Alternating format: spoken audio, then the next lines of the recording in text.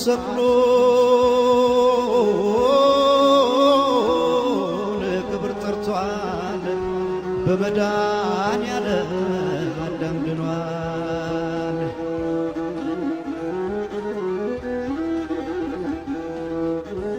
ቢርበን በተዋጣ ገንዘብ ታላቴሊና ቦሎኛ እየበላን የተቀመጥንበት ቂጣችን እስኪደክም የማያልቅ ወሬያችንን እናወራለን። ወሬያችንም የተደገፋቸው የድምጽ መደቦች የጆይስ ላቭ ትሬን፣ የላቤል ሌዲ ማርማላታ ቴቢ ማርማራታ ተብሎ በኋላ በሞዛዛ የወጠጤ ዜማ እንዴት እንደተሾፈብኝ የዶን ማክሊን አሜሪካን ፓይ፣ የሙሉቀን ቼበለው፣ ያለማየሁ እንዳሞራ፣ የጌታቸው ካሳ ትዝታ መናኸሪያ ሆቴል አቅጣጫ የሰው ጩኸት ሰማሁ። ቀላል ጩኸት አልነበረም። ሽሮ ሜዳዊ አይነት ነገር የለውም። የለመድኩት ጩኸት አይደለም። በሆነ ታምረኛ የተፈጥሮ እብደት የእንጦጦ አየር የቀጠነ ይመስላል። ታዚና በብዙ የክፍለ ሀገር ከተሞች የምናያቸውን ምስኪን ሆቴሎችን ብትመስልም የክፍሎቿና የአልጋዎቿ ንጽህና ትልልቅና ዝነኛ ከተባሉ ሆቴሎች እንደማያንስ ብዙ ባለጌና እንግዳ መስክሮላታል። ልጃገረዶች እዚሽ ቦታ መጥተው ሴቶች ሆነዋል። ሴቶች እዚች ገላላይ መንገድ ዳር ሆቴል ከውሽሞቻቸው ጸንሰው ሄደዋል። ነጠላ ተከናንበው ገብተው ነጠላ ተከናንበው የሚወጡ ጀማሪዎች ማጅራት ባበቀሉ አቶች እዚህ ተሰባብረዋል። ራሳቸውን ደፍተው እያለቀሱ ወደማይጋርዳቸው ጨለማ ሲጠፉ ታዝቤያለሁ። አብ ልጁን ሰቅሎ ለክብር ጠርቷል በመድኃኔዓለም አዳም ድኗል። ጣና ይስጥልን ሀብል ተረክ ቤት ለመላው የክርስትና እምነት ተከታዮች በሙሉ እንኳን ለጌታችን መድኃኒታችን ኢየሱስ ክርስቶስ የትንሣኤ በዓል እንኳን በሰላም አደረሳችሁ ማለት እንወዳለን። በዓሉን የሰላም የጤናና የአብሮነት ያድርግላችሁ። የዓመት ሰው ይላችሁ ዘንዳ ሀብል ተረክ ቤት ይመኛል። ቻናሉን ሰብስክራይብ በማድረግ እንድታበረቱን ስንል በአክብሮትና በፍቅር እየጠየቅን ነው። ስለምታደርጉልንም ሁሉ በማመስገን አብራችሁን ቆዩ። የሽሮ ሜዳ ቡጊ ውጊ በአዳም ረታ ተጣፈ በሀብል ተረክ ቤት እንዲህ ተሰናዳ።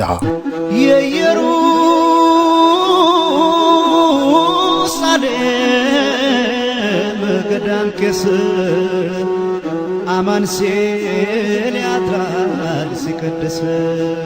በግድ የለሽ ፌሽታ እየተነዳሁ በዘመኑ የመዘየን ስልት ራሴን አበጀሁ። ልሳኔ በአራት ቋንቋዎች የተኳለ ጉራማይሌ ነበር። እንግሊዝኛ፣ ጀርመንኛ፣ አማርኛና አራድኛ። ስራመድ በዳንስ ነው።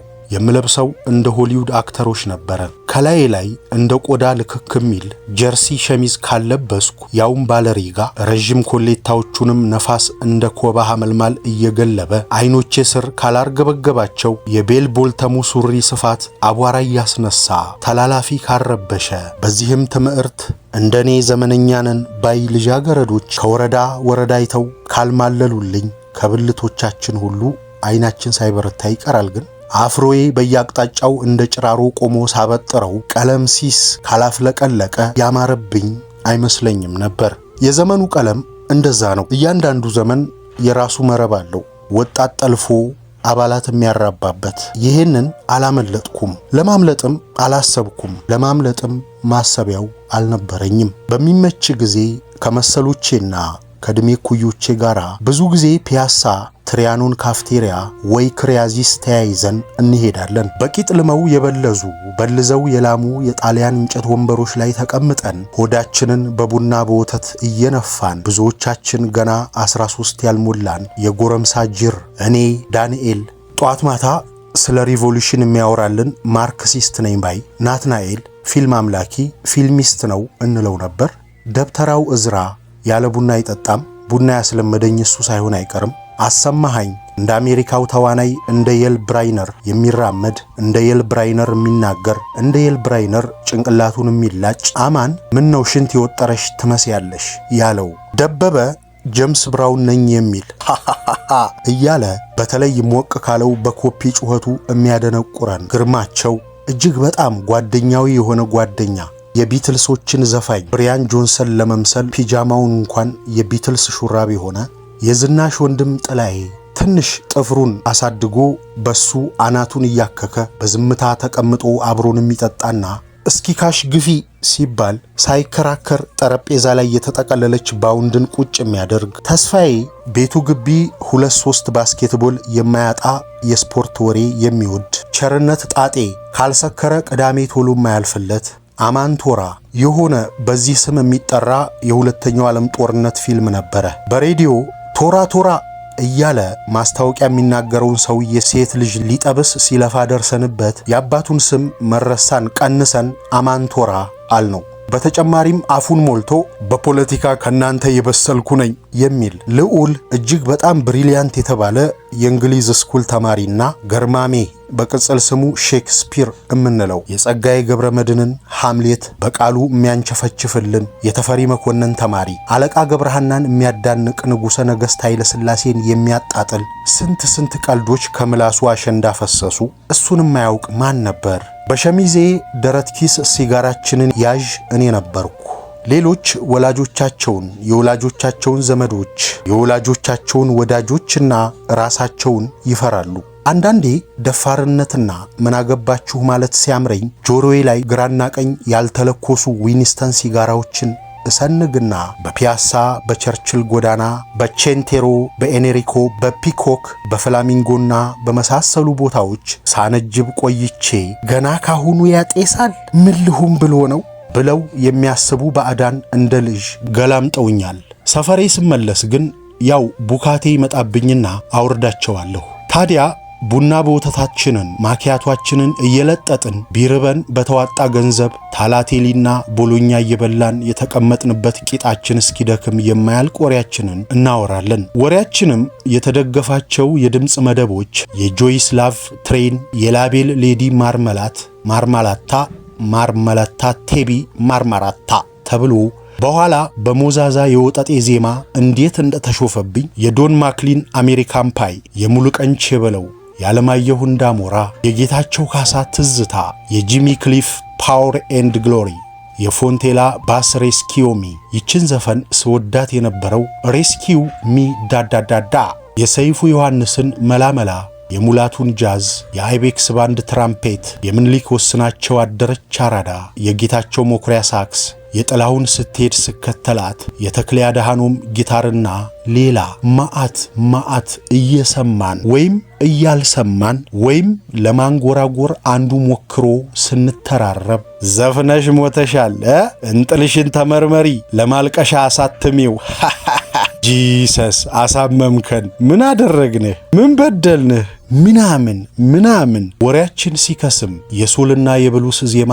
ተክለን በጋራና ለብቻችን ስንንሶለሶልና ስንንቦለቦል ወይ ጠረጴዛ ስንቆረቁር ስንተመትም የተጨለጠ ካፌ ላቴና ሻይ ስንጨልጥ ያ ሀገሬ ነበር። ያ ስፔሹ ጊዜ ትሪያኖን ሲሰለቸን ጣቢያ ቀይረን ቼንቴሮ ባር ወይም ኖሃ ባር አለያም ክሬሜሪ ተቀምጠን በመንገድና በበረንዳ ላይ የሚያልፉትን ዶናዎች በየመልካቸውና በያለባበሳቸው ገርማሜ ባስተማረን ቄንጥ መድበናል። እዛም የምታልፈው ጂንስ ቤል ቦተም የለበሰች አፍሯ የሚያምር ወይም ጸጉሯ እስከ ጀርባዋ የወረደ ታንጀሪና ነበረች። ባላቸው ከመሰለ ጋር የሚሄዱ ቆነጃጅት እነዚህ ጩጬዎች ምን ያፈጣሉ አይነት የሚያጤኑን ፋንታ ነበሩ። ቀለብላባዎች ልጅነት አፋቸው ላይ የሚፈላ ወሬኛነታቸውና ቀለሜነታቸው የሚያምታታ ከማንም ቶክ ማድረግ የሚወዱ ስፕራይት ነበሩ። ነጫጮቹ አስቀያሚዎችና ፋራዎቹ ጠላ ነበሩ። ፈረንጆቹ ወይም የጣሊያን ክልሶች ባናና ሼክ ነበሩ። አንዳንዴም አገር ሰላም ነው ብለው በመንገድ የሚያልፉ ልጃገረዶችን በጋራ የሹፈት ቁልምጫ ቆንጂት ሳራ የኔ እህት ብለን ተጣርተን የተናገርነው ተረባችን መስጦን ፊቶቻችን በአንዱ ወዳጃችን ደረት ጋርደን በሳቅ ስንንፈራፈር ያበቀለና ያላበቀለ ጢም አስተያየትን እንደ ቁም ነገር ስንበሻሸቅበት ስለ ብሪቲሽ እግር ኳስ ስለነ ጆርጅ ቤስት፣ ቦብ ቻርልተንና ዴኒስ ሎው ያወራን ራስ መኮንን ባር እርጎ በማንኪያ እየቀረፍን ቦክሰኛ ኬክ እያፈረጥን ቸኮላት ኬክ እየላስን ባልተገደበም የድርጊት ቧልት የሲጋራ ገበር ወረቀት ልጠን ሚጢጢ ዋንጫ ሰርተን ጣራ ላይ የሰቀልናቸው ብራማ ወረቀቶች እስከ ቅርብ ቀን ድረስ ነበሩ። ሃሃሃሃ እያልኩ እማያቸው ከመልካም ዘመን የተፈለፈሉ ጨዋታዎች ነበሩ። ዛሬ ካሉ ሂድና እነሱን እያየህ ብትችልበት እንደኛ እንደ ፌሽታ ዘመን ልጆች በል ያልታደልክ። ክረምት ሆኖ ዶካኪነቱ ከቤት አላስወጣ ሲለኝ አልጋዬ ላይ ተጋድሜ የታደሰ ሊበንን አጫጭር ታሪኮች መስከረምንና ሌላው መንገድን ማን ይረሳል? ተሰማ ተሰምዬን፣ አጋታ ክሪስቲንን፣ ኢያን ፌሊዊንግን፣ ሃሮልድ ሮቢንሰንን፣ የቶማስ ማንን ማጂክ ማውንቴንን፣ የሲድኒ ሼልደንን ሴክሲ ጽሑፎች፣ የቴድ አልቢርን ልቦለዶች እነዚህ ሲሰለቹኝ ወይም ሲያልቁብኝ ያረጁ ያፈጁ የጸደይ መጽሔቶች ላይ የወጡ የሰርግና ሙሽሮቹ ለምን በቀላሉ ይስቃሉ? ይሄ ሁሉ ስነ ስርዓት ነገ ለመፋታት ይሆን? ይቺ ቆንጆ ምን ልሁን ብላ ነው ያን አውራሪስ ታገባዋለች? የልጆች የልደት ፎቶግራፎች ለዚያ ሕፃን አጠገቡ ያቆሙለት የኬክ ፎቅ ነው ወይስ የእንጨት ሐውልት? ለሕፃኗ አናቷ ላይ ያስቀመጡላት ባርኔጣ ነው ድስት? እያየሁ አሾፍ ነበር። ፀሐይም በማያቆም ንጭንጯ፣ በማያልቅ መሳሟ፣ በማያልቅ ልፊያዋ ቀኔን ስታዥ ጎረጉረው ሁሌም ክረምት የማይቀረው እንጨት እየፈለጠ ኪዩብ ሜትር የሚደረድርልን ወንድወሰን ሲያምጥና ሲያፏጭ አንዳንዴ አብራው የምትመጣ መልአክ ልትመስል ትንሽ የቀራት 6፣ 7 ወይም 8 ዓመት የሚሆናት ሴት ልጁን መክዲ ዞር በይልኝ ልስራበት እያለ ሲጮህባት የቡሄ ጅራፍ እንደ ጥፊ ያንባረቀ ያለፈ ዘመኔን ሲቀሰቅስ ሳናውዝ ስነቃ ስጠጣና ስበላ የዚህ ክረምት ረፍትና መሰረተ ልማቱ ወሬ ሰልችቶኝ ቋቅ ሊለኝ ሲጀምር ግማሹን ቀን ማሳልፈው ከሞጆ ሊታይ የሚችል የፈረደበት ታላቁን አፍሮዬን ሳስተካክል ነው። እንዴት ብሎ ዞማ የማይበላሽ ክብ አፍሮ ይሆናል? ምንስ በቢራ ቢታጠብ ሁለት የሚቀናባቸው ስማቸው የተጠራ በማክስም ቅባት ያዳለጡ እንደ ቅቤ ቅል የጠየሙ ዘግነው የሚበትኑ ትልልቅ የእንጨት ሚዶዎች ነበሩኝ። እናቴ ነገረ ስራዬን እያየች ራሷን እየነቀነቀች ያለ ዕድሜው አደገ ብላ ድምጿን ዝቅ አድርጋ ለሰው ስታማኝ ሰማኋት። ቤት መዘፍዘፍና ያራዳው ወጣ ገባ ሲደክመኝ ጓደኞቼን ጠርቼ ሰፈራችን ሽሮ ሜዳ መረቅ አንባቢዋ አልማዝ ቤት ጉርጉሱም ተያይዘን እንሄዳለን። ሲቃጠል አንድ አርብ ምሽት ላይ ቀኑን ልረሳው አልችልም።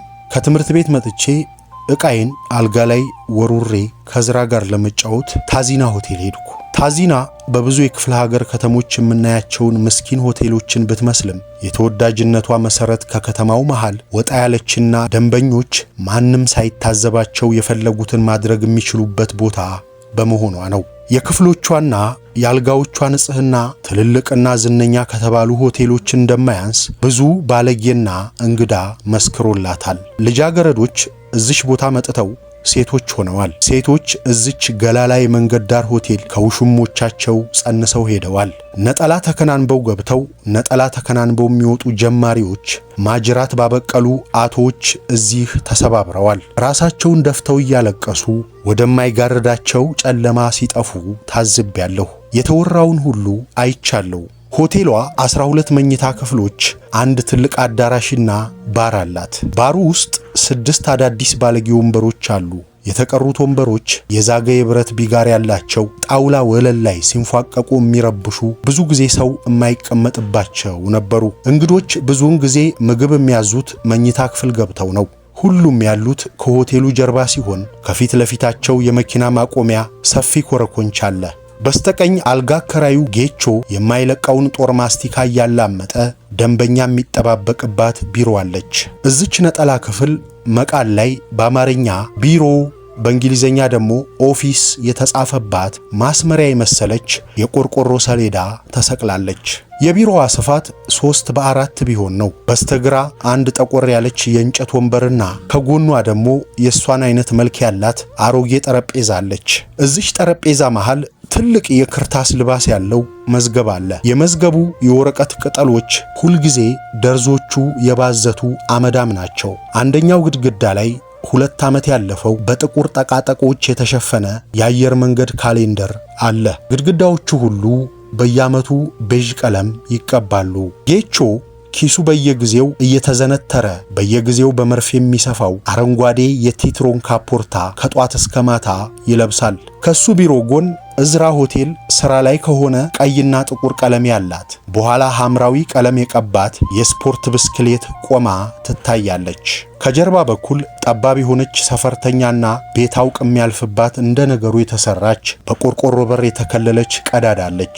እኔና ተባረኪ ጨለማን ተገናርገን እንመጣ የነበረው በዛ በኩል ነው። ጌቾ ያን ዕለት ቢሮ ፊት ለፊት በረንዳ ላይ ቆሞ ሴሽ ይለብጣል። የማይቀረውን ማስቲካ እያኘከ ጌቾ ታች 5 ኪሎ የቅድስተ ማርያም መዘምራን ሆኖ ነው እዝራን የሚያውቀው። የጌቾ አንዱ ጠባይ በሰው ለመታመን መጣር ነው። ደንበኞቹን ሲያነጋግር ቆሞ እንደሆነ ጎንበስ ብሎ፣ ተቀምጦ እንደሆነ ተነስቶ ነው። የነጋዴ ብልጠት ሳይሆን ያደገበት ነው። ሁል ጊዜ ስንፎግረው ታጥፈሽ ወይም እንደዛ ያጎነበሽው የሴትዮዋን ፓንት ልታይ ነበር ስንለው ከቅድስት ማርያም መዘምራንነት የተረፈኝ አንዱ ስነ ስርዓት ነው ይላል። ያለደረሰኝ ገንዘብ ተቀብሎ ሳያጎድል ለጓደኛው ለእዝራ ማታ ላይ ያስረክባል። አዝዬ ዛሬ ለምን አልመጣሽም አለ ዜማ ባለው አማርኛ ሰላምታ ተባብለን እንደቆመን። ቢራ ልግዛልሽ፣ አንዱ ደንበኛ 20 ብር ቲፕ ገፋልኝ አለኝ።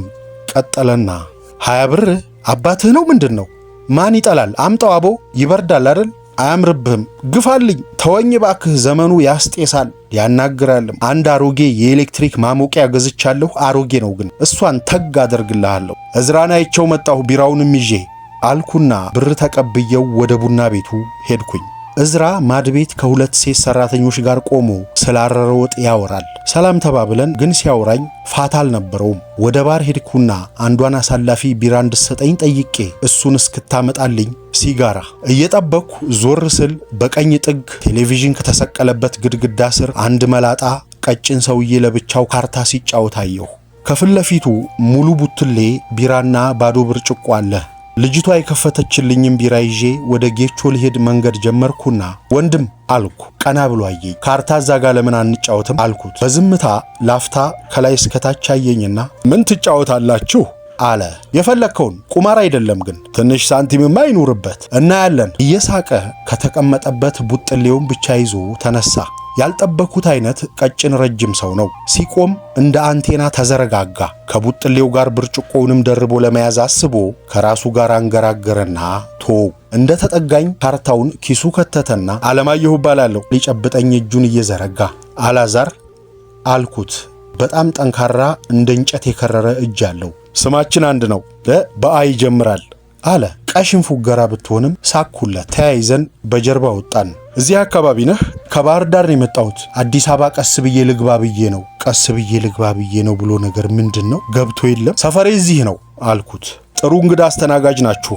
እዚህ ሽሮ ሜዳ የእግዚአብሔር ሌላ ስሙ እንግዳ ነው። አዲስ ቀበሌ የሚባል ነገር አለ አይደል? በአብዮቱ የመጣ የኛ ቀበሌ ነው ለመጀመሪያ ጊዜ ለነዳያን መጠለያ የሰራው። መንገድ ላይ የሚያድር የለም እዚህ። በዚህ አባባሌ የተገረመ አይመስልም። ፍትህ ያለበት ቦታ ነው በለኝ አለ እየሳቀ። አፉ ውስጥ ብዙ ጥርስ ያለ ይመስላል። ማለት ውስጡ ጥርስ ብቻ ያለ ይመስላል። ሰልካካ መልከ መልካም ፊቱ በእነዚህ በተከማቹ ጥርሶቹ ይዋጣል። ይሄ በትንሹ የሚያስደነግጥ ስሜት ይፈጥራል። እውነቴን ነው፣ ሰፈሬ ስለሆነ አይደለም። ጎን ለጎን ሆነን ልክ ለረጅም ጊዜ እንደምንተዋወቅ ሁሉ እየተፎጋገርን ወደ ጌቾ ቢሮ አመራን። እዚያ ከመድረሴ በፊት ጮክ ብዬ ስማ ጌቾ፣ ካርታ የሚጫወት እንግዳ አምጥቻለሁ አልኩት።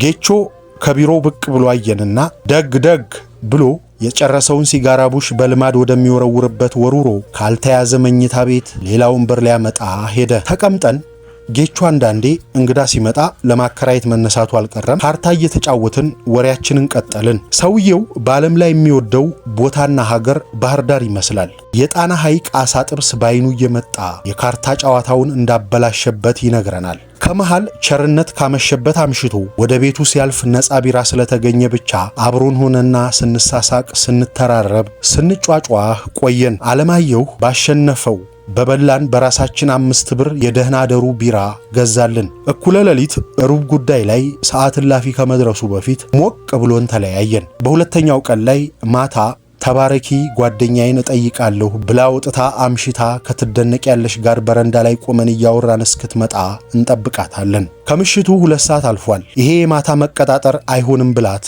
አሰማም። ልጄ ጊዜውም ተለውጧል እያለችኝ ተባረኪ አጥር በር ከፍታ ገባች። እናቷ ድምጿን ዝቅ አድርጋ እየተራገመች ሁለታችንንም ለበረንዳው ትታን እቤት ስትገባ ከመናኸሪያ ሆቴል አቅጣጫ የሰው ጩኸት ሰማሁ። ቀላል ጩኸት አልነበረም። ሽሮሜዳዊ አይነት ነገር የለውም። የለመድኩት ጩኸት አይደለም። ሽሮሜዳ የለመድኩት ጩኸት በአብዛኛው እናትና አባት ያመሸ ልጃቸውን ቤት እንዲገባ ወይም ለምሳ የዘገየ ልጃቸውን ምሳውን እንዲበላ ሲጠሩት ነው። ይሄ ከኡኡታ በላይ ነው። ኡኡታ እንዴት ከኡኡታ በላይ ይሆናል ተብዬ አልጠየቅ። ብቻ እንደዛ ነው። በሆነ ታምረኛ የተፈጥሮ እብደት የእንጦጦ አየር የቀጠነ ይመስላል። ምንድነው ብዬ ደንግጬ ልወጣ ስል ተባረኪ የኮቴን እጀታ ጎትታ ይዛ ወደ እሷ አስጠጋችኝና ተው አለችኝ። ልይ ምን እንደሆነ ለምን? ኡኡታው ይንቀለቀላል። ኡኡታው ቃል ሆነ። ወይኔ ወይኔ ወንድሜን የሚል። ተባረኪ አስጠግታ አቀፈችኝና እንደኔ በጉጉት ጩኸቱን መከታተል ጀመረች። እንዲህ አስጠግታ ስታቅፈኝ ብዙ ጊዜ ሆነኝ። ጠጋ ብዬ አንገቷን መንከስ ፈለግኩ። ነክሻት ቆዳዋን እየመጠጥኩ ለሰዓታት መቆየት። ግን ሽሮሜዳ እንዲህ ተጩሆ አያውቅም። በዝምታ ቆሜ ማዳመጥ ደስ አላለኝም። ያደግኩበት ሰፈሬ ነው። በዚህ አይነት ድምፅ የሚያለቅስ ሰው ባይቀርበኝም የማውቀው ሰው ነው። ቴቢሽ ቆዩ አልኩና ከቅፎ አውጥቼ ከበረንዳው አምባ ላይ ዘልዬ ያጥር በር ከፍቼ ወጣሁ። ጩኸቱን ወደ ሰማሁበት ወደ ግራ ታጠፍኩ።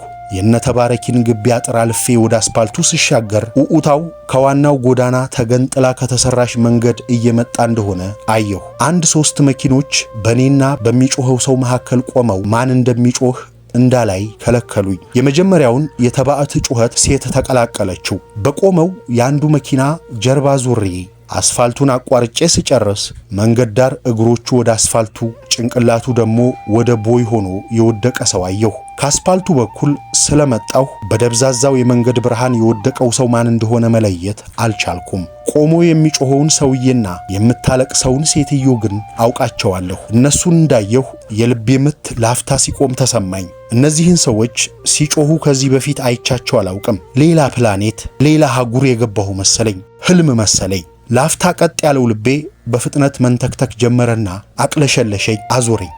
በቀስታ እየተራመድኩ በሆዴ ጂሰስ እያልኩ ወደ ወደቀው ሰውዬ ተጠጋሁ። ካናታቸው ስር ደም ይወርዳል። አፋቸውን ወደ ሰማይ ከፍተዋል። ሁለቱም እጆቻቸው ተጨብጠዋል። ጭንቅላታቸው አጠገብ መሬት ላይ ተንበረከኩና ጠራኋቸው። ጋሽ መክብብ! በልቤ መሞታቸውን ሙሉ በሙሉ አምኛለሁ፣ ግን ደግሞ ማመን አልፈለኩም። ወዬ ብለው ከተዘረሩበት ተነስተው ሁሌ ልጅም ሁኜ ይሁን አድጌ እንደሚያደርጉት አናቴን በሁለት እጃቸው እየነቀነቁ ግንባሬን የሚስሙኝ መሰለኝ። ግን ጋሽ መክብብ እያልኩ መጮሄን አላቆምኩም። እነዚህ ቃላቶች ስሜታቸውንና ጉላታቸውን ላይለውጡ በራሳቸው ጉልበት ከውስጤ መውጣት ቀጥለዋል። በዚህ መሃል ግርማቸው ከጨለማ እየሮጠ መጥቶ እኔና ሬሳው አጠገብ ቆመና አንዴ ባልጠበቅኩት አይነት ከፍታ አባባ ብሎ ጮሆ እላያቸው ላይ ወደቀ። ሁላችንም መጮህም ይባል ማልቀስ አንችልም። ሁላችንም እያጓራን አይነት ነበርን። ልምድ ይጠይቃል መሰለኝ።